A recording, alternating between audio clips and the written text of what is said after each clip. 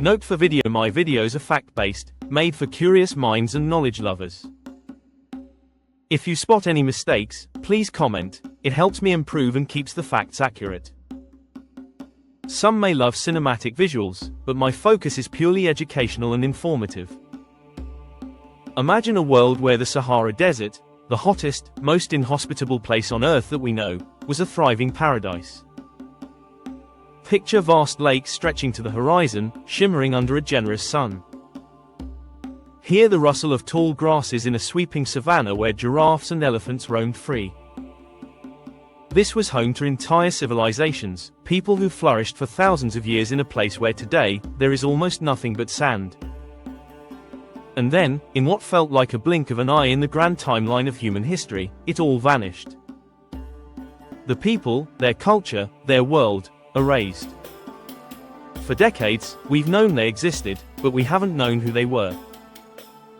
It's like history itself swallowed them whole. But here's the thing, we're only now, finally, discovering their story. For generations, the Green Sahara has been one of archaeology's greatest and most frustrating mysteries.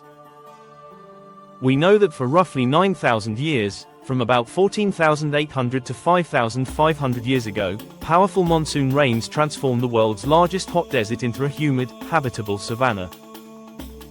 This era, known as the African Humid period, wasn't just a minor blip, it was a complete environmental transformation.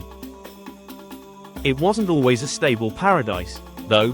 The period was punctuated by intense, decades-long droughts that would have severely tested its inhabitants. But for the most part, it allowed people to spread out and thrive across North Africa in ways that seem impossible today. The evidence, however, has been maddeningly scarce. The same desert that created these societies also destroyed the clues to their existence. The scorching heat that followed the Green Sahara's collapse wiped away almost every trace. Organic materials, the very stuff of life, crumbled to dust. And most importantly, the delicate strands of DNA, the biological blueprint of who these people were, degraded beyond recognition. It was a closed book, a lost chapter of the human story we thought we'd never get to read. Until now. A stunning discovery in a remote Libyan rock shelter has finally cracked the code. Scientists have achieved the near impossible, sequencing ancient DNA from the heart of the Green Sahara. And what they found is rewriting what we thought we knew about our own species, revealing a lost branch of the human family tree that was hidden right under our noses, buried beneath the sand. The discovery of a ghost population deep in the Tadra Takakis mountains of southwestern Libya lies a rock shelter called Takakori. It's a place of stark, breathtaking beauty. For millennia, this shelter has protected some of the world's most incredible rock art, vivid paintings of a world teeming with life. But its greatest secret wasn't on its walls. It was buried in the ground. Archaeologists uncovered the remains of women and children, buried with care around 7,000 years ago. In this hyper-arid environment, their bodies hadn't fully decomposed. The dry, hot sand naturally mummified them, preserving something that should have been destroyed by time, their DNA. For the first time, scientists successfully extracted and analyzed the genetic code of people who lived and died in the Green Sahara. While not full genomes in the modern sense, the data they recovered was revolutionary. The prevailing theory was that the Green Sahara was a great melting pot, a corridor allowing hunter-gatherers from sub-Saharan Africa to migrate north and mix with people from the Mediterranean. The DNA told a completely different story. These people weren't a mix of other known groups. They belonged to an entirely new, and now vanished, human lineage. Genomic analysis showed that their ancestry was almost entirely from a previously unknown North African population. This was a ghost population, a branch of humanity that had been isolated for an immense period. To put this in perspective, their lineage had diverged from other sub-Saharan African populations around 50,000 years ago. For tens of thousands of years, they remained a distinct group, developing their own unique genetic identity. It challenges our old, simple ideas of migration from point A to point B. History isn't a straight line. It's a complex, braided river of groups that merge, diverge, and sometimes disappear entirely. The analysis also detected traces of Neanderthal DNA, but at a much lower level than in modern non-African populations, hinting at ancient, limited contact with groups who had ventured out of Africa long before. But the main takeaway was one of profound isolation. The Green Sahara wasn't a melting pot. It was a cradle, nurturing a branch of humanity that, until now, we never even knew existed. A world of water and life. So who were these people? What was their world actually like? Forget the endless dunes you see today. The evidence from Takakori and other sites paints a picture of a vibrant, living landscape.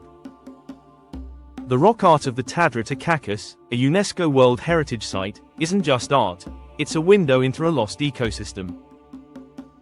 The walls are covered with thousands of engravings of giraffes, elephants, ostriches, and even hippos. These are not animals of the desert. They are animals of the savanna and the waterway.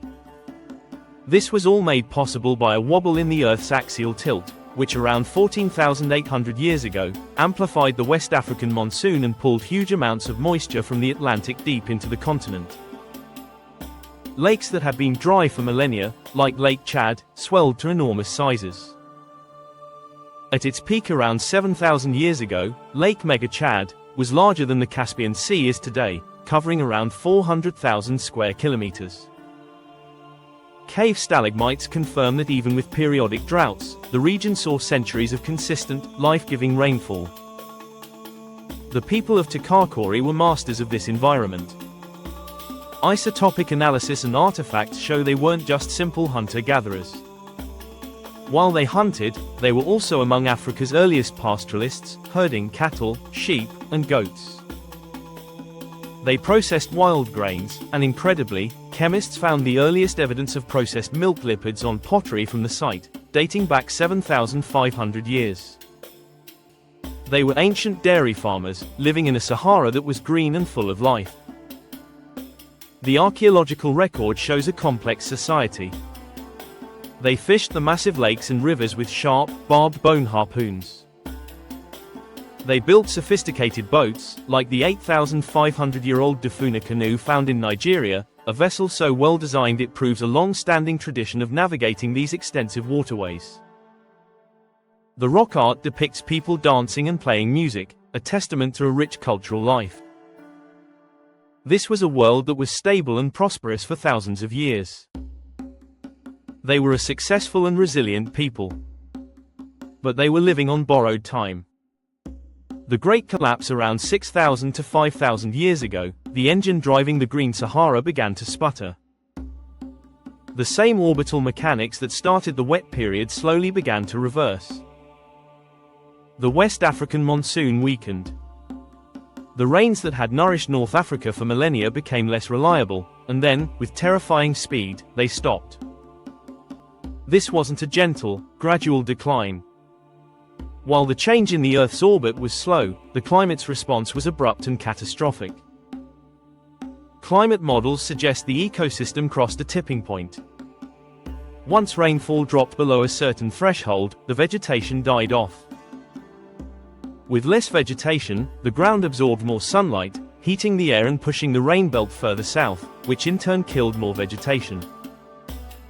It was a vicious feedback loop that transformed the lush savanna into a hyper-arid desert in as little as a few centuries, a geological instant. For the people living there, it must have felt like the end of the world. Imagine watching the lake that had been the center of your community's life shrink year after year. The rivers turn to sand. The grasslands that fed your herds wither to dust. The animals migrate away or die off. The response was a mass exodus. People had no choice but to abandon their homes and follow the water. They moved to the fringes of the now expanding desert, south to the more resilient Sahel region and north toward the Mediterranean coast. A huge number also migrated east, towards the one reliable, year-round water source left, the Nile River. Some archaeologists theorize that this influx of diverse Saharan peoples into the Nile Valley may have been a critical catalyst for one of history's most famous civilizations. The skills developed over thousands of years in the Green Sahara, from pastoralism to pottery, were carried to the banks of the Nile, where they may have contributed to the spectacular rise of ancient Egypt. The world of the Green Sahara died, but its people carried its legacy with them. Their distinct genetic lineage, once dominant across North Africa, was diluted as they mixed with other populations, its unique signature fading into the background of modern DNA. The ghost population was gone. The Garamantes, masters of the arid world while most fled the dying Sahara, one group did the impossible. They stayed. And they didn't just survive. They built a powerful, urbanized civilization in the heart of the desert, under conditions nearly identical to today. They were called the Garamantes. From around 400 BC to 700 AD, long after the Green Sahara had vanished, the Garamantes flourished in southwestern Libya.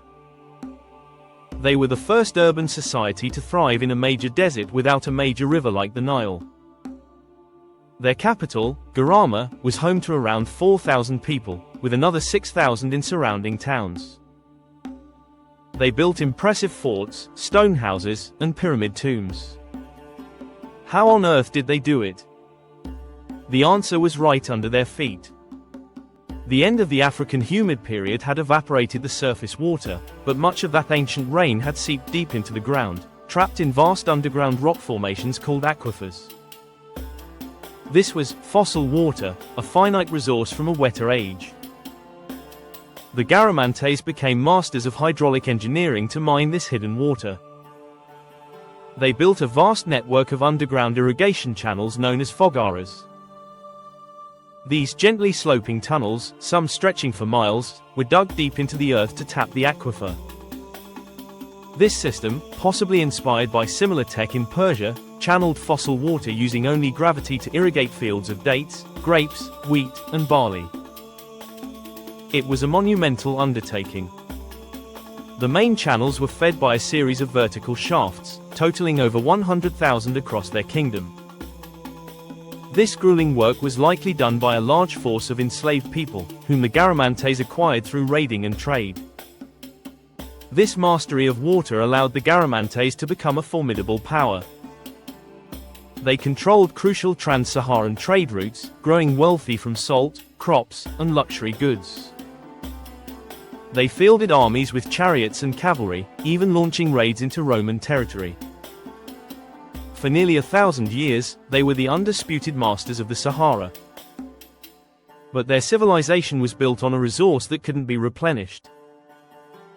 They were mining ancient water, and the water level was constantly dropping. Sometime around the 4th century AD, the water table dropped below the level of their tunnels. The fogaras began to run dry. Their agricultural system started to fail. Their power waned, their cities shrank, and their civilization faded. The desert, which they had so ingeniously tamed, finally reclaimed everything. So what does this incredible, sprawling story of a lost world truly tell us? First, it blows the old story of human history wide open. The idea of a single, isolated human lineage thriving for tens of thousands of years in North Africa forces us to rethink how our species spread out. There were entire worlds that existed outside the familiar story of migration, worlds we are only now discovering. The human family tree is far more complex and mysterious than we ever imagined. Second, it serves as a powerful and humbling cautionary tale. The people of the Green Sahara and the Garamantes were not primitive. They were innovative, adaptable, and resilient. They developed sophisticated cultures and technologies. But when the climate changed in a fundamental way, when the rain stopped and the fossil water ran out, their ingenuity could not save them. It's a stark reminder that even the most advanced civilizations are ultimately at the mercy of the environment that sustains them. The collapse was swift, and it was absolute. And finally, it leaves us with an electrifying question: how much more is buried beneath the sands? Recent discoveries of vast, prehistoric cemeteries are revealing just how densely populated the Green Sahara really was. Each find proves that the Sahara wasn't a barrier, it was a vibrant, interconnected human landscape. We are only just scratching the surface. The desert didn't just swallow millions of people, it swallowed entire worlds, entire histories.